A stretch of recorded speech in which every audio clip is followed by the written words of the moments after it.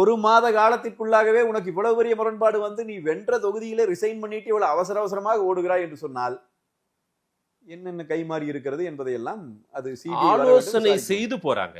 அதாவது உட்கார்ந்து 6 அமர எல்லார்கிட்டையும் கருத்து கேட்டு தொகுதியில ஜெயிச்ச எம்எல்ஏக்கள் திரு விஜயபாஸ்கரே எடுத்துக்கலாம். விராலிமலை விஜயபாஸ்கர் மக்கள்கிட்ட ஊர் போய் ஒரு 10-15 கிராமம் கேட்ட மாதேஷ் நான் எங்கிட்டே சொன்னார் அவரு.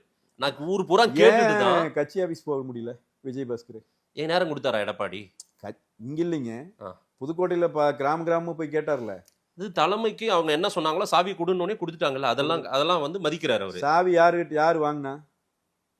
யாரை நீங்க அறிவிச்சீங்களோ அடுத்து அந்த இடத்துக்கு நீங்க அவங்க கிட்ட கொடுக்க சொன்னீங்க. கட்சியினுடைய நிர்வாகிகள் தானே வாங்கினாங்க. சரி, அந்த கட்சி நிர்வாகிகள் தானே நீங்க வெற்றி பெறுவதற்கு உங்களுக்கு உழைத்தவர்கள். அவர்களிடம் ஆலோசனை செய்தீர்களா? உட்காந்து பேசினாருன்னு சொல்றாரு. கட்சி ஆபீஸ்குள்ளேயே போலியே, கட்சி சாவியை வாங்கி வச்சுட்டேன். அவங்க பூரா எங்க கட்சியில தான் இருக்கிறாங்க. அந்த நிர்வாகிகள் முழுக்க இன்றைக்கு கட்சியினுடைய பொறுப்பாளர்கள் வந்து அவர்கள் தானே பணியாற்றி கொண்டு இருக்கிறார்கள். மதேஷ், இதெல்லாம் வந்து நான் அவரிடம் கருத்து கேட்டேன், நான் இவரிடம் கருத்து கேட்டேன், நீ தேர்தலில் நிக்கிற கேட்டிருக்கணும்.